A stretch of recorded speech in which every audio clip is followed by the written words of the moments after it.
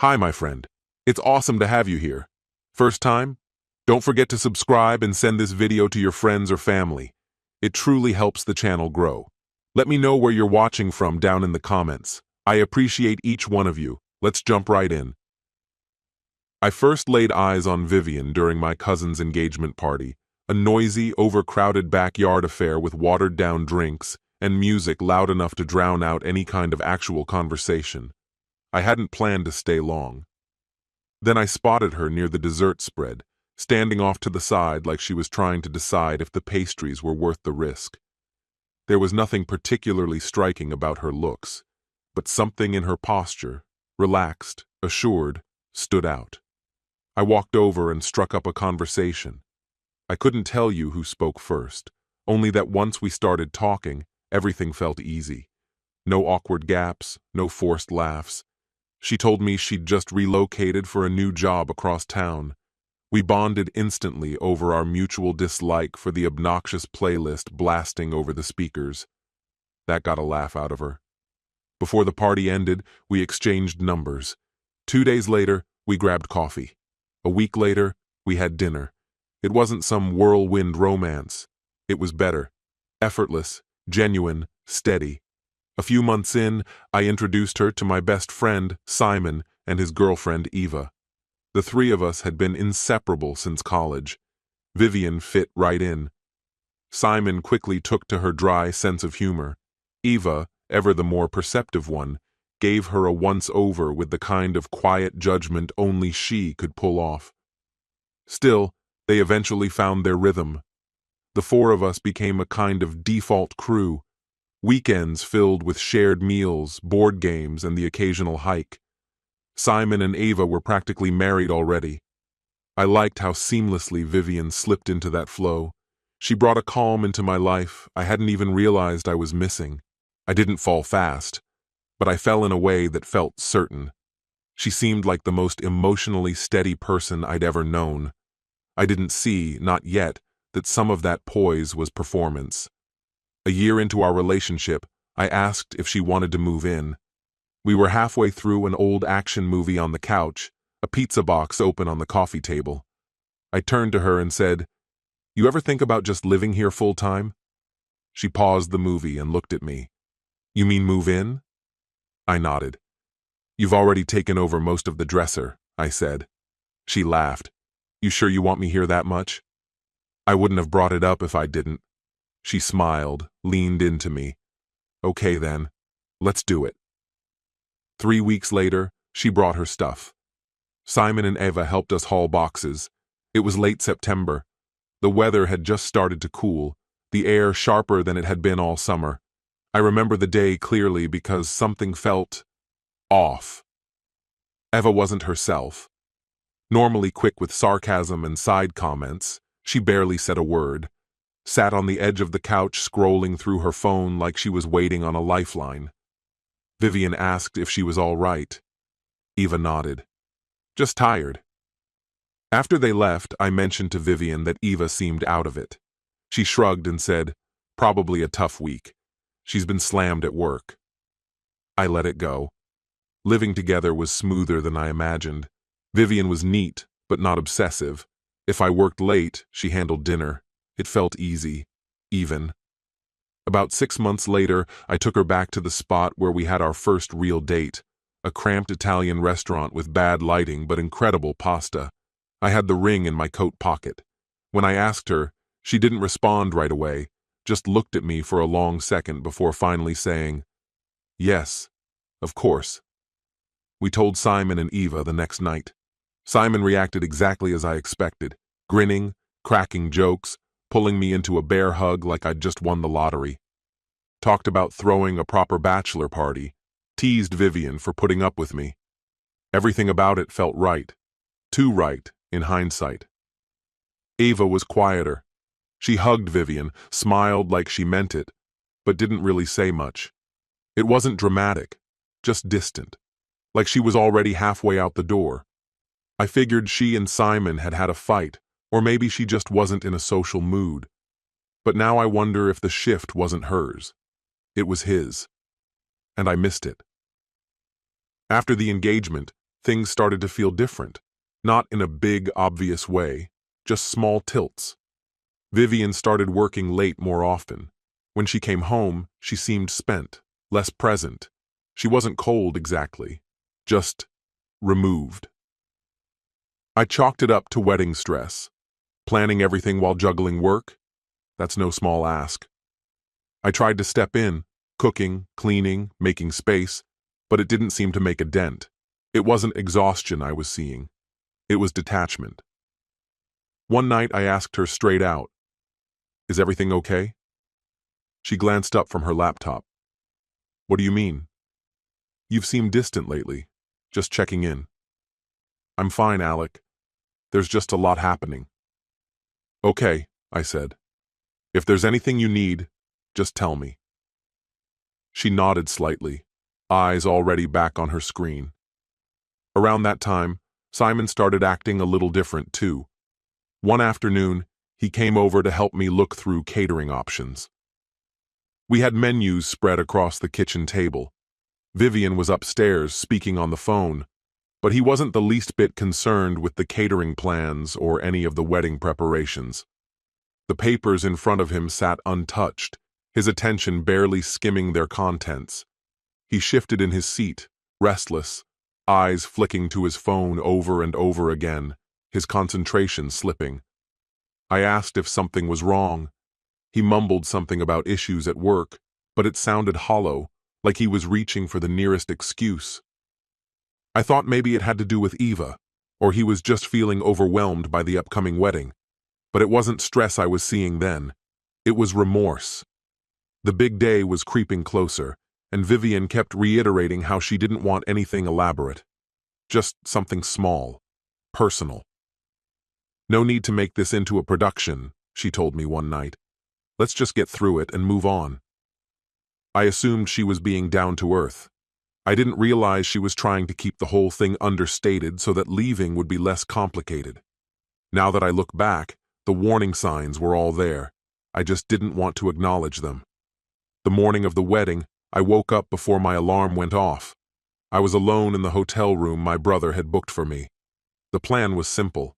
Vivian would get ready with her bridesmaids and stylist in the suite across the hall, and I'd stay where I was until it was time to walk down the aisle at noon. At exactly 8:02 a.m., I sent her a message. "You up?" No response. I tried to call her, straight to voicemail. I went back to our chat history. Nothing was delivering. No check marks. I clicked her contact, froze, and then it registered. She had blocked me. On the morning we were meant to marry, she didn't just vanish. She shut the door behind her and made sure I couldn't follow. I called Delia, her maid of honor. She picked up, her voice unsteady. "Alec? I haven't seen her since yesterday evening." "What do you mean?" I asked. "She never came back last night. I assumed she was with you." "She's not in her room?" "No, her dress is still here. She's not." I didn't respond. I ended the call. 15 minutes passed before there was a knock at the door. Chris, one of my groomsmen, stood there. He said nothing, just handed me a plain white envelope. I stared at it, hand reluctant to move. Eventually, I reached out and took it. Chris sat on the edge of the bed as I opened it. Inside were 2 neatly written pages. The handwriting was careful, unhurried. No scribbles, no smudges, not a single word scratched out. The note read, "Alec, I'm sorry. I can't go through with this. I wanted to believe I could, but I've been dishonest. With you and with myself. Marrying you would be a mistake. I don't expect you to understand or forgive me, but I couldn't stand there today pretending everything was okay. I know this is going to hurt, and that pain is something I will carry. I'm sorry. Vivian." There was no explanation beyond those words. Just, "I can't do this." I folded the letter, slid it back into the envelope. I didn't say anything.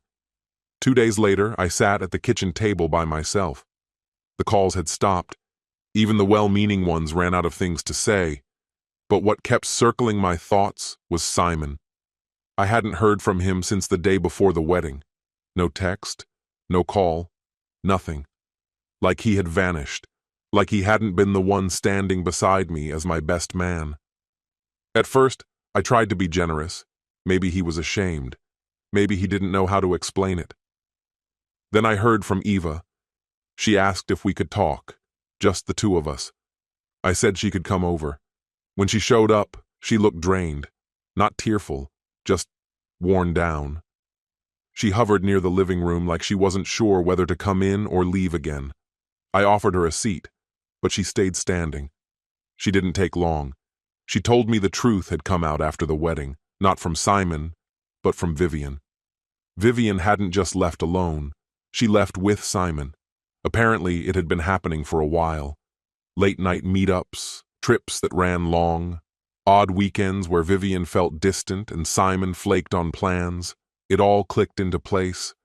I didn't press Eva for more. I didn't want the finer details. She said she found out only after they were gone. A few missed calls, a vague message from Vivian that said far too much. Simon never came home. Vivian didn't return. Eva looked at me like she was expecting something. Anger, maybe, or some kind of shared heartbreak. But I didn't give her anything. She left shortly after. No parting words, no sorry, just silence. I stood there for a while, staring at the kitchen table, the same one where we used to sit and eat together. They didn't just leave. They erased themselves from the picture and left behind the debris for someone else to sort through. The truth didn't crash in. It seeped in, slow and poisonous. For a long time, I just existed. Went to the office, came home, dodged anyone who might ask how I was doing. That kind of grief doesn't scream. It doesn't cry. It just is. It's not sadness. It's a void. You stop reaching for better days. You just try to stay standing. There was nothing from Simon. No pings, no missed calls, just a quiet void. Eva tried reaching out a few more times after it all collapsed. She mentioned she'd started therapy. Her words came sharp-edged. She was angry too. I kept my distance. We were both standing in the ruins, but that didn't mean we had to sift through the debris together. The months crept by, 3, to be exact. Then, on a slow Sunday afternoon, his name appeared on my screen. Simon. I didn't touch it. Just let the screen dim on its own. A few nights later, close to midnight, my phone buzzed again. One message, him again. It said, "I've been trying to write this for days, but there's no way to say it without looking like the villain. I crossed a line I never should have touched. I betrayed the one person who never left my side. You didn't deserve that. I'm not hoping for forgiveness. I wouldn't forgive me either. I just need you to know I regret what I did, and the version of me that allowed it to happen." I stared at it for what felt like hours. Then I flipped the phone face down. He'd said his piece. That didn't mean I owed him mine. I started running again. I deactivated my socials. I threw myself into work, reached out to a few friends I'd let drift. Slowly, the noise in my head began to fade. At a laid-back gathering one evening, I found myself in an easy conversation with someone new. Nothing heavy, just a simple, pleasant back and forth. It didn't feel forced. I kept it to myself for a while. I wasn't in a rush to call it anything. I just needed to prove to myself I could still do something uncomplicated, something calm. To my surprise, I could. Nearly a year had passed since the wedding that never happened. The rage had burned off. I'd rebuilt, slowly, creating a new rhythm, forming honest connections, clearing my mind. Vivian was little more than a distant name, and Simon, he had become no one. Then one cold Thursday night, I opened my door and saw her standing there. Vivian, hair tied back, eyes sunken, bundled in a heavy coat that couldn't hide how worn down she looked. She didn't wait for an invitation. "I shouldn't have come," she said. I didn't reply. I leaned against the doorframe and waited. "Simon's not around anymore," she went on. "Not missing, just disappeared." I stayed quiet. "He lost his job. Word got out. No one wanted to hire him. He moved back in with his parents, not far from here. Last I heard, he's working at a bar off Route 6. Said he needed to start over. I didn't feel satisfaction, just a quiet confirmation. Some consequences arrive, even if you're not the one chasing them down. She looked straight at me. I'm here to apologize. Not because I want anything, just because I owe you that. I gave a small nod. You do. I didn't come to undo what happened, she added. I know I destroyed something real. You didn't just destroy it, I said. You handed it away, let someone else burn it down, and then you walked off.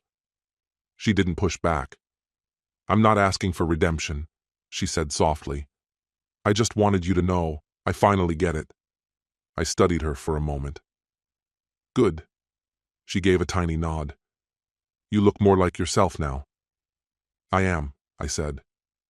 She turned to go, then paused. He said you'd hate him forever. I don't, I said. That would mean I still care. She walked away after that. I didn't follow, didn't look after her, didn't think about Simon either. I just stood in the open doorway, breathing in the stillness. Not some dramatic peace, just real quiet, grounded, mine, the kind of silence that doesn't beg to be broken. I shut the door, turned the lock, and sat down at the table, not waiting for anyone, just existing. This story has come to an end.